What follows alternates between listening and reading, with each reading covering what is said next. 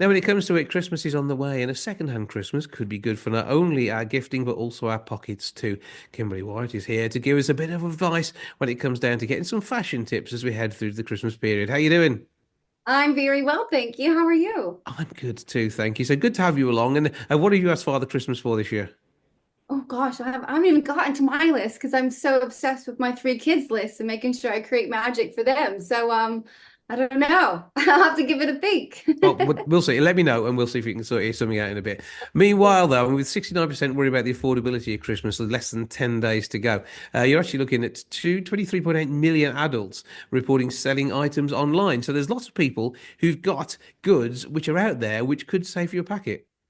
That's right. This is why I'm working with Virgin Media O2 Business and Depop, is they have released all this brilliant research that shows what a surge is happening in the lead up to Christmas of people looking for ways to make money as well as to create that circular economy. So being a much more mindful consumer. And it's great to see that with these secondhand shopping apps, you can on average make an extra £150 per month, equaling almost £2,000 a year while supporting that circular economy. And I've been super passionate about sustainability for a very long time. So to think that we're finally getting to this point where we can make sustainability cool and create those healthy habits has been brilliant. So for me, like I love a secondhand shop on the apps. If I'm going to an event or red carpet and I know I'm going to wear an outfit just once, I'd like to do rentals.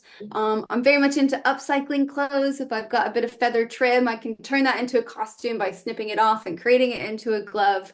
And when I go to do my own shopping, I look for items that I'm going to wear at least 30 times. So it's just taking that responsibility to make those positive changes, really. Yeah, and mixing it up. And that's the thing that if you're buying second hand, it allows you to do that. As you said, upcycling clothes is a fantastic way of doing it.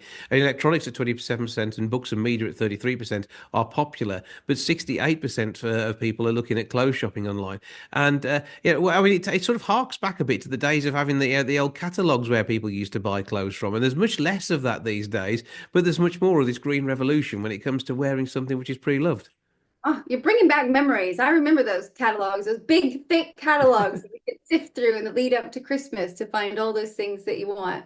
But yeah, the times have changed and we've got to roll with them. And luckily, we've come to a place where we can find a way to be much more mindful and create a community of people that can support one another. And I really want to empower those at-home entrepreneurs. So I've got 6 top tips for selling online if you'd like to hear them. Go for it. So number one is you need good photos. It's essential. So when you've fallen out of love with that article of clothing, you want to take it and put it in its best light with great lighting and a fantastic background so people can really see it clearly. Number two is an accurate description. Because you're not in the shop holding this textile, you want to create a description that gives you that same sort of feel so you know exactly what you're getting.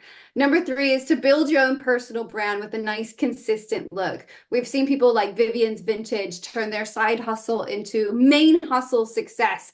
And that's by cutting their search time of their consumers and creating a destination they're really familiar with.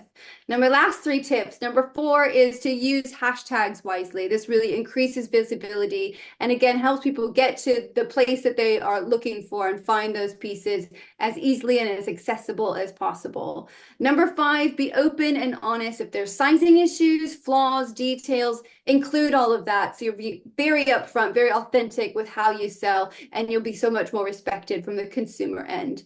And my last top tip is be quick to reply. This is where connectivity really comes into play. You want good mobile and Wi-Fi connectivity. It's essential so that when somebody does want to make that sale or they do have those questions, you can get back to them as quick as possible and make it happen swiftly. So whether it's your high-speed Virgin broadband at home, which is coming to your house by fibre, or whether you're out and about with your O2 mobile, then make sure you can get on there. And say that phone in your hand is the catalogue we talked about. So it is there, and you can sort of flick through things and check them through. And I say that we've probably seen you in some stuff on the catwalk, which has ended up on Depop, haven't we? Have you done that? Have you been selling? Well, but that's part of my personal brand is making sure it almost creates an experience. So a lot of time the things that I'll sell might be this beautiful item that I've had for one big event or red carpet, and I want to make sure it finds a new home that's going to love it. So I use those pictures from those big events so they know exactly what they're getting, and hopefully it makes it feel that much more special. When it's a Kimberly White original, effectively, because you've already zuzzed it up with a bit of upcycling as well. I should think that helps these things shift, doesn't it? I'd like to think so. Well, it works magic every single time. You have an absolutely fantastic Christmas, won't you? Have you got family round for Christmas Day? We always host Christmas, so we're in the lead up of getting all of our lists for that lovely Christmas spread and presents and all the fixins ready to go. We've got family in from Australia, and the kids are very excited. So, yes, the elves are causing mischief. The advent calendar chocolates are flowing. Christmas tree is up, and we're good to go. All sounds good to me. No doubt you'll be also then surfing the web on Boxing Day, spending any Christmas money you've had on some new goodies from Depop too, and making sure you're making the most of your Virgin O2 collection. That's right. And if there's anything that I don't exactly like, I can sell it and find what I want. That's the way. Oh, sneaky. We know what she's doing, really. Well, Kimberly Wyatt has. I have a brilliant Christmas and a fantastic 2025, and we'll look forward to speaking again soon. Yeah, absolutely. Thanks for having me.